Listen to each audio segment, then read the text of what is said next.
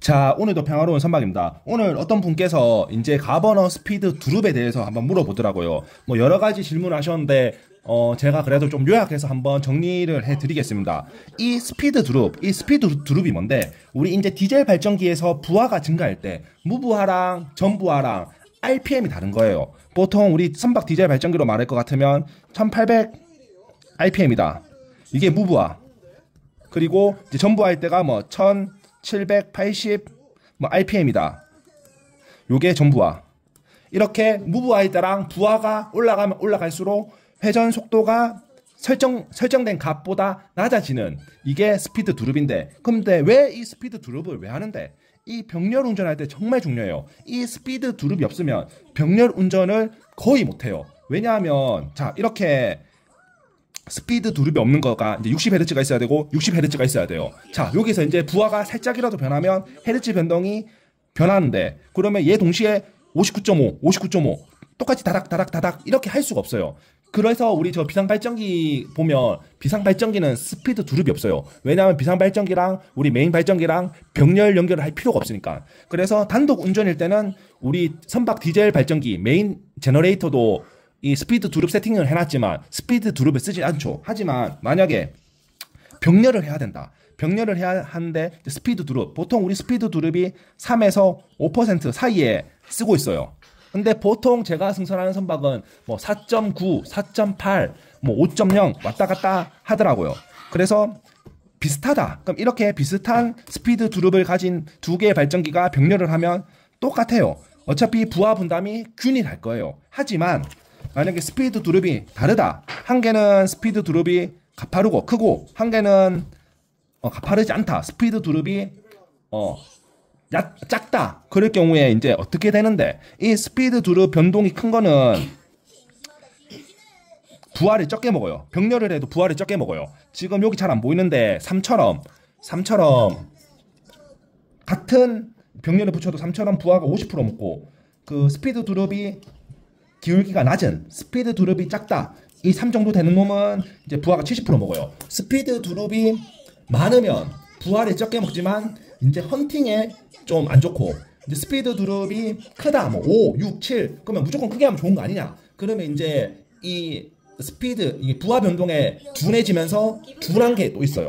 그래서 적당한 걸 맞추려면 3에서 5가 적당하다. 그리고 실제로 선박을 승선하면 이렇게까지 차이가 안 난다. 보통 뭐 4.8, 4.9, 5.0 이런 식으로 논다. 뭐 다른 선박 같은 경우에는 뭐 0.1단위 정도 차이가 나요. 자, 근데 물어봤어. 왜 똑같은 힘센 발전기, 똑같은 만 발전기, 똑같은 곳에서 제작을 했는데 왜 스피드 두릅 차이가 나냐?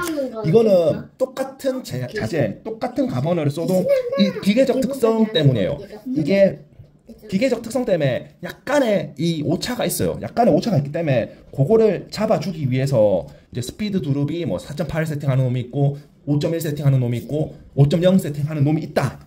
자, 그러면 또 이런 질문 하더라고요. 그럼 발전기 F4 레크랑 우리 스피드 두릅이랑 이 뭐 이해관계가 있냐? 자, 여기서 이제 중요한 게 그거예요. 우리 항상 뭐 면접에도 잘 나오는데 회전수는 P분의 120F. 자, 이 스피드 두릅은 회전수예요.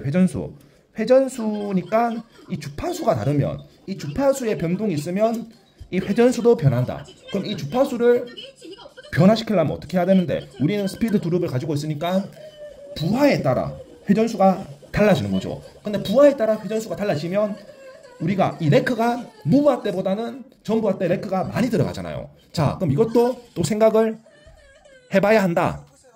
자, 우리 이제 또 생각해야 되는 게, 아니 레크를 이빨 집어넣는데도 왜 회전수가 줄어드는데, 이게 이제 궁금하잖아요. 자, 우리 그러면 이거를 봐야 돼요. 출력은 토크 곱하기 각속도예요.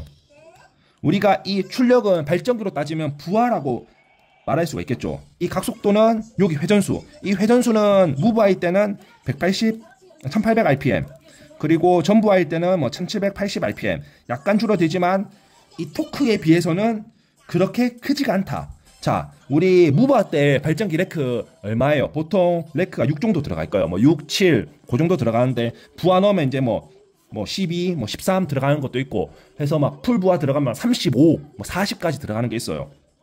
자, 우리는 이 발전기상 RPM은 1800 RPM 무조건 돌아가고 있어요. 1800 RPM 돌아가는데 이 각속도는 거의 안 변해. 그러면 레크를 집어넣으면 기름이 많이 들어갈 거고, 기름이 많이 들어간다는 거는 우리 Pmax가 커질 거고, Pmax도 커지면서 PI 유효 행정도, 유효 압력도 커진다는 거죠. 유효 압력이 커진다는 거는 이 토크가 커진다는 거예요. 이 토크가 커지니까 동일 회전수에서, 비슷한 동일 회전수에서 토크가 커지니까 우리는 전기 생산량, 출력이 커진다. 요렇게 이해하면 될 것 같고, 이 스피드 드롭은 세팅이에요, 세팅. 내가 3%로 맞췄냐, 5%로 맞췄냐. 이 그냥 전부하에서 무부하에서 전부하 이 기울기를 결정하는 거예요. 그래서 이 레크하는 전혀 상관이 없다.